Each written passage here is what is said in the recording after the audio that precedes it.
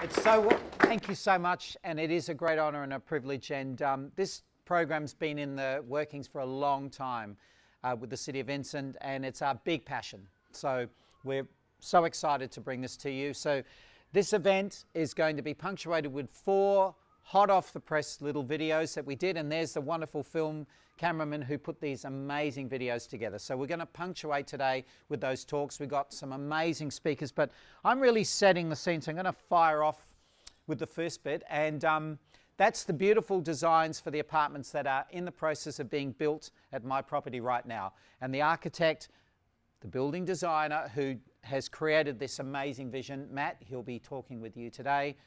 And today's really about, again, showing you some amazing examples of things that can be done.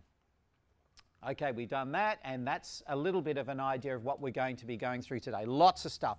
You're going to be heads overflowing with exciting opportunities. So I love this part because we live in a world where we assume that what is the mainstream is the only way things can be done. And we live in a world where we have a few big developers who just want to roll out black and gold developments. And I'm going to say some fairly disparaging things about the way we develop in this part of the world. If I want to depress myself, I just go out to a new far-flung part of Perth, which was once a beautiful Banksia woodland. It's been flattened, they put a wall around it, they name it after the bushland that was there. So they'll call it Banksia Heights or Calendula Grove or something. But what we're left with is a shimmering sea of new houses, no trees. You're all here because you're pretty passionate about changing the way we develop. But the reality is those styles of development we are doing are not actually even meeting our needs. Who thought they'd be looking at a pie chart on a Saturday morning? Like, seriously? You're staying, so that's pretty cool. But what that's really showing you is that we actually, as a group of people living in this part of the world, only about 1/3 of us actually need these enormous McMansions that we're told we need to build. Only 1/3. That means well over, if my maths is correct, I did go to Kwinana High, so it's a bit wobbly, but around 70% of us don't actually need these enormous houses, and yet that's what we're being told. And we have the biggest houses on the planet. Check it out. So there's the UK, Spain, France, Germany, and the average size of the houses there versus us. It's incredible, but no one ever tells you this because we have this big machine that wants to roll out and tell you, oh, you have to have big houses, they sell better, it's a good return on investment, and we get told this, but the reality is completely different. So have a look at the size. And one of the sad things that I've heard since the inception of that program, Neighbours, remember that show? We probably grew up watching that. The average floor size of the houses was below 200 square metres, and what people cited as the number of close connections they had with humans, with other people on the planet, their strong, close connections. So what's happened since the inception of that program, Neighbours? I'm not saying that there's a connection with the two, but it's just a period of time. Over that 35-year period, the amount of floor space we have has gone up, but the amount of connections we have with human beings has gone down. So we've traded floor space for nourishing connections with human beings. And I'm going to say that fundamentally, what's driving a large part of that disconnection is we believe, we've been sold and we believe the idea that we have to have big houses. And this is your typical enormous house. And what they did is they put trackers on the people living in those houses. So you can see where most people are spending their time, and then you end up with ghost rooms. So someone is driving in a car to go to work to pay for a room that no one uses. And you start to really peel that back and go, well, why are we doing this? And there it is in all its glory, the McMansion, the trophy house. And you can see that fundamentally there are some massive problems with this, and I'm going to go through them. Firstly, big house means big mortgage. And we got away with it when we had record low interest rates. But what's the narrative that's coming out now? People are going to start defaulting on their mortgages. Well, because they've been sold this idea that they have to have these enormous houses. Big houses mean, as I said, less meaningful relationships. We literally are physically and metaphorically and spiritually pushing people away from our connections by building these enormous houses. And my big bugbear is that the big house means no garden. And the most catastrophic thing is when people give up and they just put pockets of artificial turf around their house. Going for artificial turf as a gardener, as someone who loves gardens, is like looking for love with a blow-up doll. You know, you can make it look as real as you like, but it is never going to be a substitute for the real thing. Isn't that right, Matt? Okay, but the other important thing is less garden means that firstly, we have a bigger house, bigger builds. You're going to have to spend money keeping it artificially cool and artificially warm. This cannot survive in Perth with a black roof, like seriously, what's that all about, without air conditioning. And therefore, we have this program now where governments tell us, oh my God, we know you're hurting the pain of your power bills. Rather than saying, let's teach you to build smarter homes, we'll just give you money to overcome the burden of keeping this enormous energy guzzler in the black. And, oops, I have a few more things to say. Big house means big waste because, interestingly, we have some of the lowest life expectancies for houses in the Western world. The average house in WA only lasts 28 years. Now, if you come from other parts of the world with older cultures, European cultures, you'll know that some of those houses are hundreds of years old. And yet we believe you have to knock a perfectly good house down. That all mostly goes as C&D waste, construction and demolition waste. One of our biggest imports into our landfill was construction and demolition waste, and then we replace it with another house with all of its embodied waste and the carbon footprint. Big houses mean big kids too. Now, where I'm going with this, I've a friend who does postdoctoral studies on the links between early childhood development and links to green spaces. Real green, not plastic green. And what she's found really worryingly is that the bigger the house, the less of the garden. More likely is the kids spend time indoors, because what kid is going to be able to go out there and explore and lose themselves in the wildness of nature when that's the garden?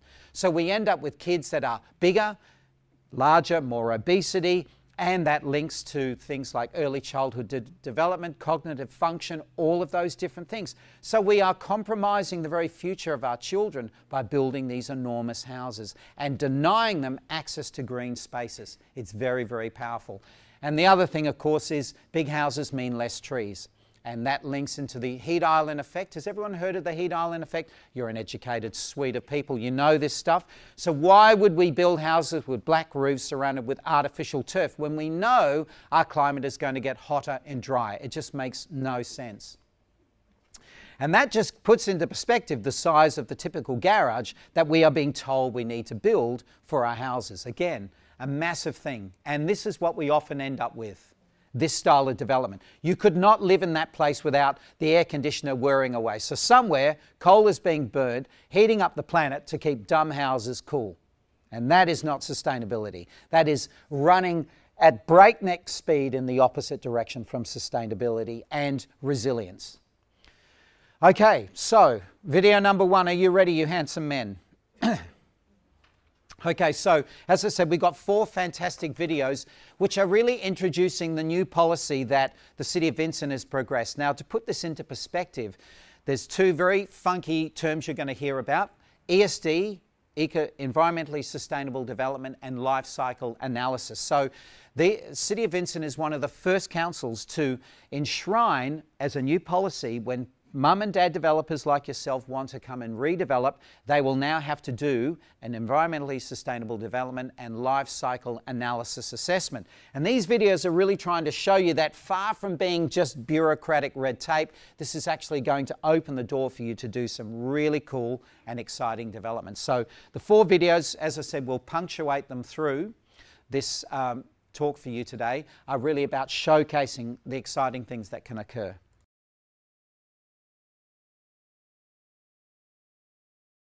It's fair to say that housing in WA is broken.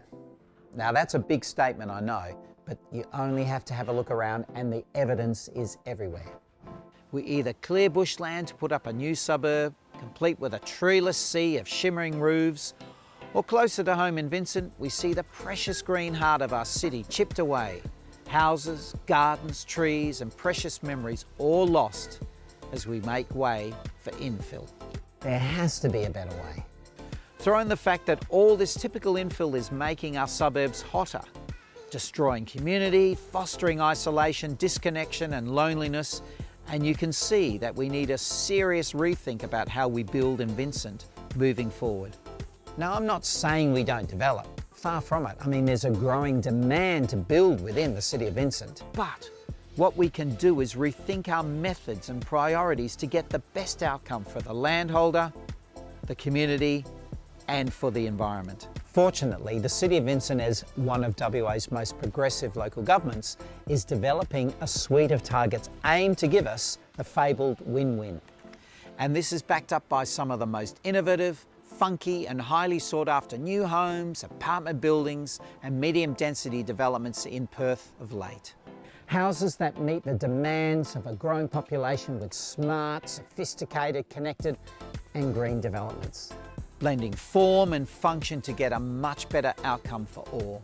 The principles of environmentally sustainable design, or ESD, have been incorporated into the city's planning approval processes. And this series of videos will take you on a step-by-step journey to help you assess your design, complete the form, and help you know how to achieve the set ESD benchmarks. Now, what does that mean? But most importantly, what does it mean to you, the prospective builder or renovator?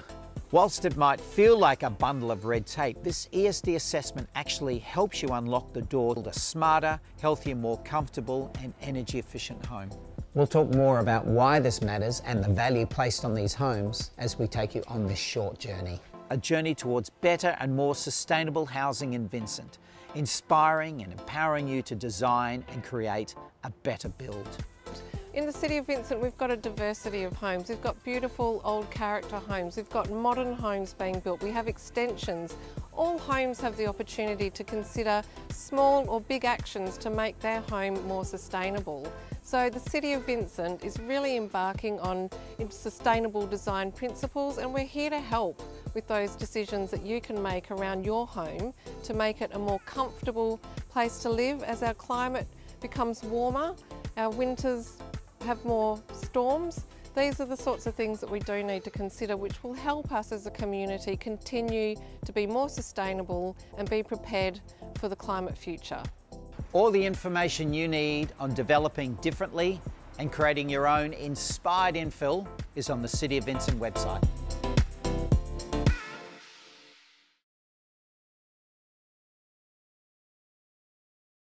People have this image that a tree has to be the size of this beautiful mountain ash. That's at the Botanic Gardens in Christchurch. It's a gorgeous, sexy tree, but that's not really going to fit in many blocks in the town of Vincent, or the City of Vincent. So we have to be able to choose our plants carefully and retain them. And I love this photo here. I took this one just a couple of weeks ago because, again, we get this idea that you have to sacrifice the environment to get the return on investment. But actually, when you think of the leafy green suburbs, those aspirational suburbs where we go, oh, I'd love to live in those places there, guess what? They are filled with gorgeous manicured trees. So that gorgeous lemon scent, oh, that's a spotted gum there. That has an arborist who's been managing that tree for those property owners for 35 years. So they have a regular process. It's just like you going to the doctor. They have a big file on you, hopefully not too big. And that's the same with that tree. They know about the tree's strengths and weaknesses, and they're managing that tree so it's healthier and it's staying there as good in green infrastructure. I heard that term a while ago, calling trees infrastructure, because the pointy head architects go, and engineers, not the architects, the engineers go, it's not infrastructure, so it's not important. Well, green infrastructure is critically important, so we can do that. But that's the reality of so much of our development. We just roll out these cookie cutter developments, and you could be blindfolded and parachuted into any new subdivision in WA or Australia. Take the blindfolds off and you go, I actually don't know where I am, because it all looks the same. And we wonder why our kids don't want to go outside. They don't want to explore. They don't develop that natural resilience, because that's the garden that's on offer. But we can put plants into small spaces, and if we do it well, we can do all sorts of different things. So these small trees, they've been there for 45 years. So they're small, they've been designed in that space, they're not lifting the pavement, they're not filling gutters, they can fill a really important role in that space. But we need to look after our trees as well. This is a gorgeous sugar gum near me, and you can see that it's been had what's called canopy thinning. So what's happened is, if you see a big storm, and the big iconic image we have when we've had a big storm, what's the iconic image we see splashed across the screens and the newspapers when there's been a big storm? tree fallen down, and God forbid it's hit the new BMW. And so we have this idea that trees are against us, and you have people who hate trees. And I have a friend who works for the City of Stirling, and there was a campaign to remove trees from these areas. People were trying to get rid of trees. It's because a lot of it is this idea trees are dangerous. Well, what we need to do is manage that canopy. So thinning out the canopy is an important thing that we can do. It's not lopping the tree or butchering it. It's an arborist going into the canopy, removing some of the weaker or diseased limbs. And what that does is freeze the tree up. But secondly, instead of having an enormous, thick, large canopy, which in a strong wind is like a big sail on a yacht, it's going to blow over. When you have that canopy opened up, the tree's more likely to bend more gently in strong wind, so it's less likely to have snapped limbs that can fall off, hit the BMW, put a hole through a wall, etc., etc. And so that's an important part of that process. So you can see there they've gone in and they've removed some of those internal branches. And again, when you go through those beautiful areas, and I think of Fraser Avenue, we all know famously Fraser Avenue, lemon-scented gums along there. Again, each one of those has been managed so that they can be retained into those really high-profile spots. That's not what you do for a tree. Going in there and butchering the poor thing. And you can see most people, and it's normally blokes, when do blokes go out there and start pruning their trees? There's something they get in the mail that triggers them into this frenzy. The green waste notice. So out they go and they hang off a limb with a chainsaw, and there's probably a strong correlation between getting the green waste notice and massive numbers of people going into emergency with fingers lopped off, etc. Because they go out there and they butcher their trees because they think that's one way they can get their money back from their council, is to have this enormous pile of green waste out the front. It shouldn't be called green waste, it should be called green gold, because all those branches that you've hacked off that tree, probably at the wrong time of the year, and leave all these wounds, which incidentally, then disease gets into the tree, which compromises and weakens the tree. So if a tree does fall, it's generally because it's not been managed well. But if you put that enormous pile of green waste out the front, it's full of nutrients. And you probably purchase those nutrients as fertilizer and compost and manure. The plant's taken them up, turn them into leaves, fruit, flower and bark, and you butcher it, hack it away, and it goes out as a pile out the front. And guess what happens to those enormous piles dotted through your community? They basically get purchased by some giant company that composts them, turns them into compost, puts them into pretty bags, and you buy them again from Bunnings. So it doesn't make a lot of sense. And again, you can see what the tree's trying to do. It's had a wound and it's tried to put in a new growth on the side. So when we get a tree butcher, otherwise known as a tree lopper, never let a tree lopper near your house. They probably don't even have a driver's license, let alone any license to manage trees. So they hack the tree regrows, and we think the tree liked it. Well, it's just trying to recover.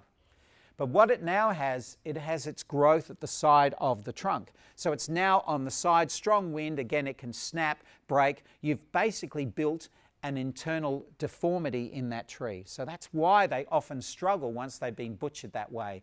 And there are examples of it everywhere. Okay, so some of the most important things, and this really builds on what Matt was saying before, we need to try and minimise that traffic around the tree. Now, traffic is everything from parking the cars, putting paving, because if the soil gets compacted, you're getting rid of the air and you're getting rid of those root areas. So the root system starts to be compromised, and that's what can really make differences for them. As Matt said, make that perimeter around that tree as wide as possible, because we forget that what we see growing above the ground is really fundamentally a reflection and dependent on what's below the ground. The wider, more healthy that root system, the stronger that tree will go. And tunnelling, so as Matt said, for our development, we made sure we kept everything above that height and we just dug underneath. And you can now get companies that will tunnel rather than butchering through the roots of the trees. We built a land bridge, so you'll see with some of the slides from my place, we're building two of Matt's beautiful apartments in the back garden, and our gorgeous jacaranda is the centrepiece. So we built a land bridge over those roots. So we put a nice mulch layer, so when we were bringing in compactors and dingoes, etc., we weren't compacting the soil. And for my gorgeous tree, which we call Jackie, because she's a jacaranda, we've put inserted tree pills, so you can get arborists and they can come and inject pills into the sides of the tree. They're like Viagra for trees. There you go, not that anyone knows what that is. And this is an example of what can be done with trees that are struggling. This is the same tree. They've gone in, assessed it, and then done stem injections to actually look at the recovery of that tree. And that's, again, the same tree, post-treatment. So there are lots of things that you can do to help those trees. And remember, this is green infrastructure. And that tree, as Matt alluded to, you can get calibrated scientific inquiries that will tell you a tree like that could be worth well over $70,000. So it's worth putting the time and energy into looking after them. All right, some plants. The right plants in the right place for the right reasons. And if we haven't said before, all of this is going to be made available on the City of Vincent website. So if you don't feel like taking photos, you can do that. As Matt said before, we really want to shade and screen ourselves. Remember, the morning and the setting sun on a stinking hot day is low. So if we're going to get a 45-degree day, you know that by even 9 in the morning, it's probably 30 degrees. And if that sun is hitting a window, that's heating up that room. Remember, glass, single pane glass, has virtually no ability to buffer us against the extremes of temperature. We think because it's stopping the wind and the rain, it's somehow buffering us from changes in temperature. Not that case at all. So we need to screen those sides. And these are some of the smaller trees that will fit within these spaces. And then as our houses get bigger and our lots get smaller, we now have lots of narrow spaces. That doesn't mean that you just put charcoal grey bricks up to the edge. There are lots of species that have either been bred or have been tweaked or honed so they actually grow as what's called more of an apical shape. Apical means they grow more this way rather than that way. And if you don't have the room, don't put in a plant that's going to cause you lots of problems. So some of my favourites, the lily pillies, there's varieties now that just, I don't know what's in them, but they just don't grow wider than that. And they can grow to 3 to 4 metres in height. Beautiful. They have lovely flowers and the fruit's edible if you're really struggling. But the point is there are lots of gorgeous plants that you can fit into this space. And then some of our beautiful deciduous trees. Now, I love deciduous trees. The most important thing in this part of the world is you are living in a low chill area. Does everyone know what that means, low chill? So deciduous trees, they work completely differently from our evergreens like our eucalypts. They get triggered by how many hours of chill, which is temperatures below 7.2 degrees to be specific. So we live in a low chill area. We get less than 200 hours per year below 7 degrees. So when it's really cold one morning, just remember you've only got a few more hours of that to go. And don't complain to anyone in Fridgetown, otherwise known as Bridgetown, about how cold it is in Perth, because this is actually low chill, whereas somewhere like Bridgetown is a medium to high chill. And it's the reason why you'll never see things like cherry trees growing in Perth. It's just not cold enough. They don't get enough of the cold temperature and they don't grow properly. They get diseased and they just won't live. So for you living in this part of the world, by all means put those deciduous trees between the northeast and the northwest, but go for low chill varieties. So go to really good nurseries like L&B Tree Farm and good nurseries like Dawson's because they have great staff. So you'll be able to go in and say, this is where I live, show them photos of where you are and the soil type that you have, and you can start to choose beautiful plants. And remember, the City of Vincent is at the forefront of so much of this sustainability, and they have amazing lists of species that will work for your area as well. Okay, let's have a look at some design examples.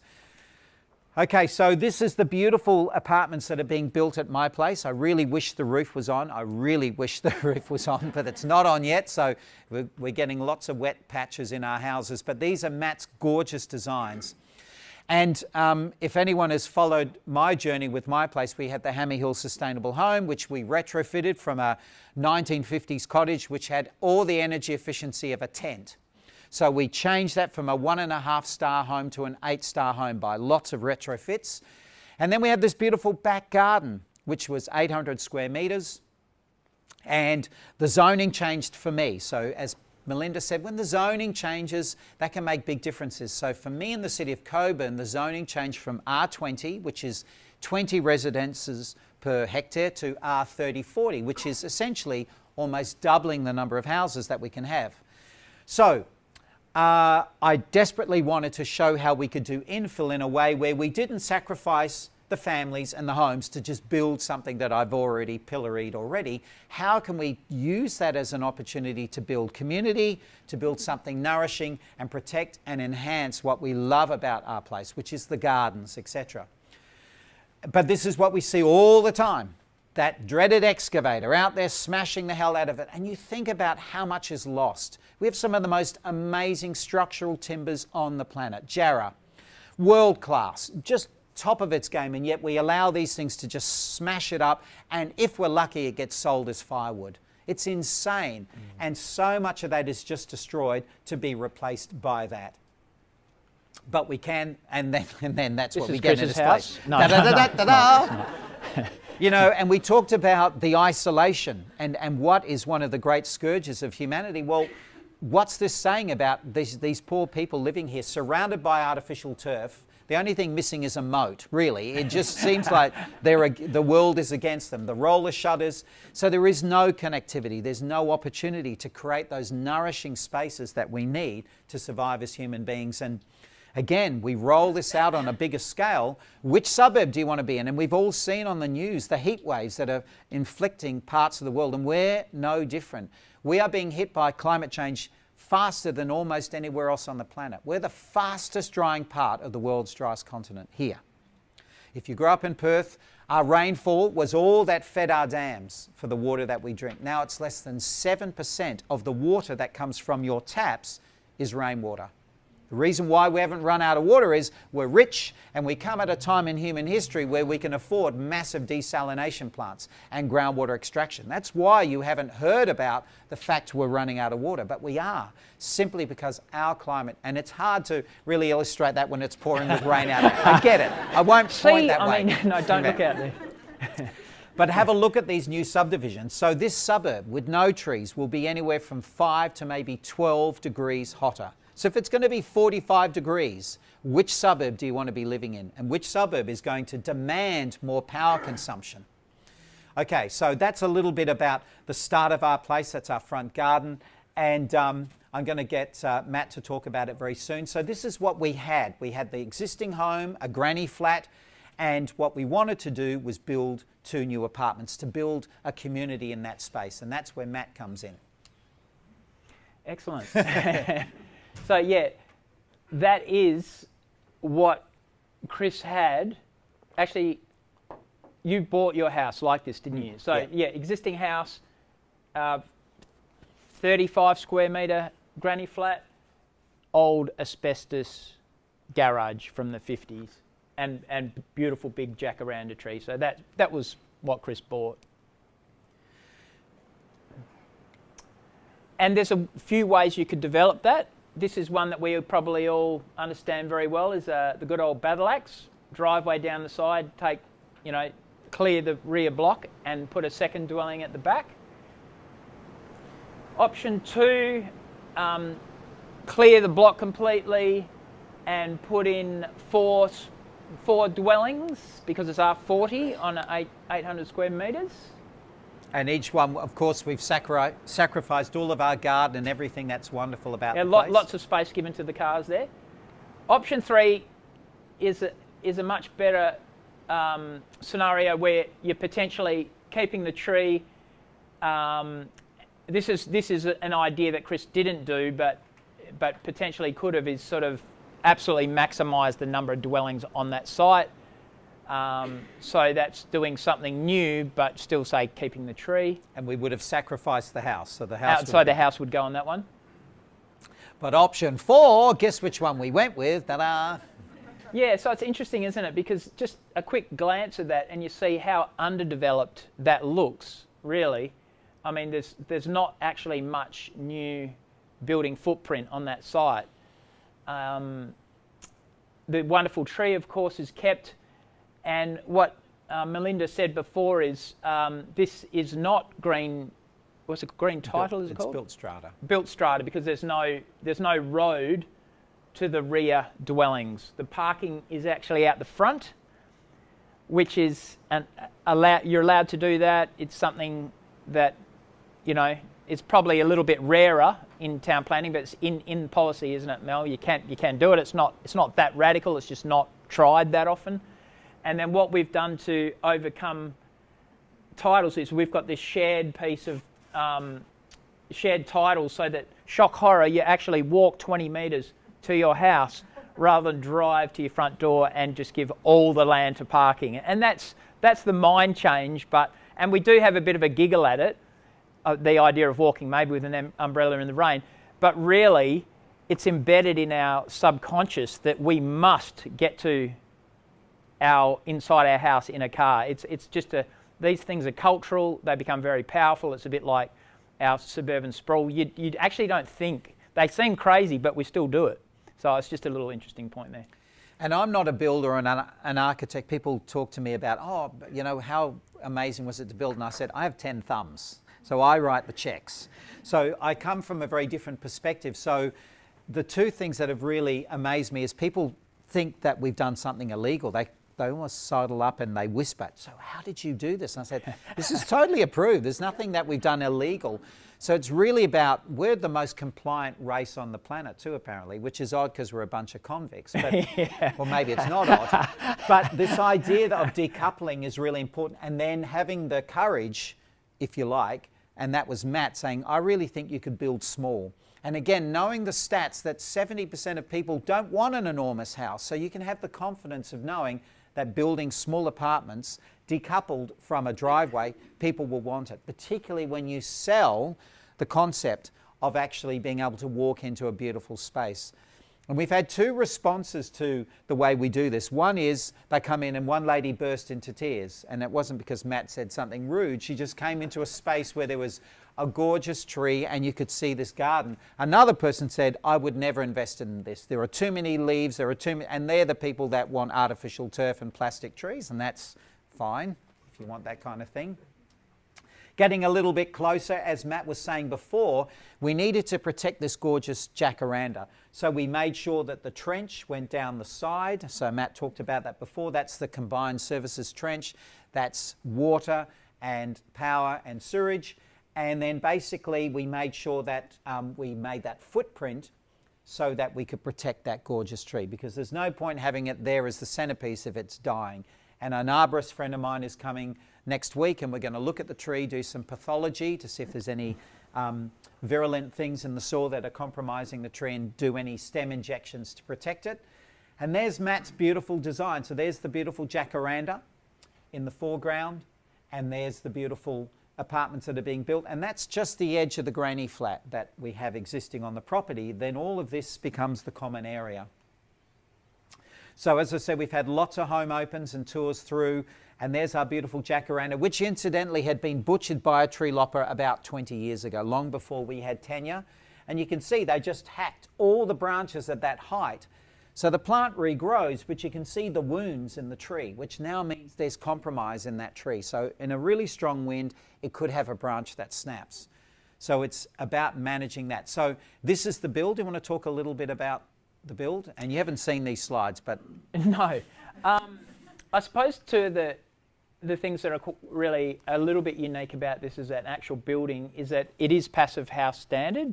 So it's got the membranes, the heat recovery, ventilation, which did cost a little bit more, but not crazy dollars. Secondly, it had a bit of fun with the jarrah. We got that from a demolition site and had it cut and put on the outside as like it's not a waterproof thing, it's more like a skin that's just an aesthetic thing, but it was wonderful to use something from a demolition site that is absolutely stunning and it wasn't, the actual production of that wasn't overly expensive. So that was a bit of experimenting. Chris is always up for, trying something different. But it really is quite beautiful now that it's nearly finished. So yeah, that's been a lot of fun. And so there's the ground floor apartments. So a little bit of history to this too. So there's two apartments. So the ground floor apartment is 65 square metres. 65 and 45, I think. The top. And then the upstairs apartment is 45 square metres. 2 and 1 bedroom. And then that's the balcony for the upstairs apartment, which is literally sitting under the beautiful jacaranda. Tree house. It's really fantastic. Actually, we had a branch that was in the way of the eaves. We just noticed that Chris and I up there, we're having our cup of tea, our weekly cuppa up there, and we go, what are we going to do? And I said, Chris, why don't we just get them to cut the eaves back and so we can keep that limb. So sure enough, the builders chopped them back, and I thought that was quite symbolic, like the buildings sort of setting off the tree rather than smashing the tree over. It's just a nice little moment. And look at all that beautiful cladding. So that's, as we call it, the stairway to heaven. So there's the downstairs apartment, the upstairs, and this is all double glazed, so small windows to the east and the west, again following those principles, massive, as big as possible windows to the north, and then lots and lots of insulation. Indeed.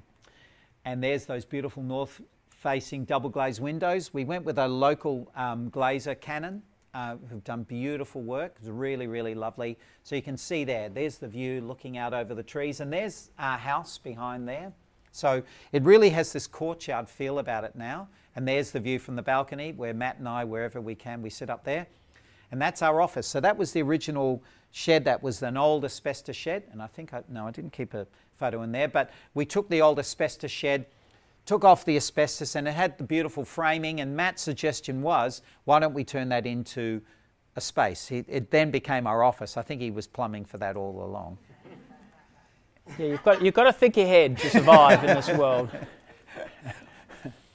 So there's that. So this is all the shared space. So the other thing about this building, on what Melinda will talk a little bit about, so the built strata means that each one that's here, so there's the 4 families, my family, then the 2 that have purchased these blocks, and then the granny flat.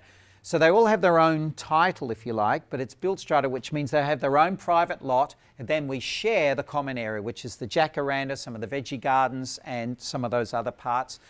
So to me, we have this aversion from that style of living. People assume it means we're all going to be wearing orange overalls and eating every meal together. It's not a kibbutz. What it is a space where you have your own private space. If you like Matt and you like doing your yoga in the nude, that's fine. You do that in your own private space. Can't go without that. No. Then when you walk through the door into the shared space, you ask before you take your clothes off to do your downward dog. It's important. Remember that. So to me, it really adds that whole level of value to it. And what we're trying to create is a community. So that shared space there, the office, is now a space where Matt and I have our businesses. We have interns from Murdoch University, etc. We have meetings there, and then the people that live here can use that space at different times as well. So it's trying to give more than what we traditionally get. And of course, that gorgeous jacaranda is working tirelessly to moderate the environment in that space. So those houses are going to be cooler in summer and warmer in winter. The tree's probably not going to help it keep warmer, I have to be honest, but certainly cooler in the summertime. Any comments or anything you'd like to add about that? I was just going to say, it's interesting, isn't it, post-COVID, that a lot of people obviously have been working at home a lot more. Even bigger companies are realising, ironically, that people are being more productive at home rather than in office, even though they're not supervised, which is an interesting thing. So yeah, the idea of having really beautiful spaces to work on residential properties is actually quite relevant, and yeah, it's something that I think isn't just going to be the oddity, it's actually going to become more of a norm.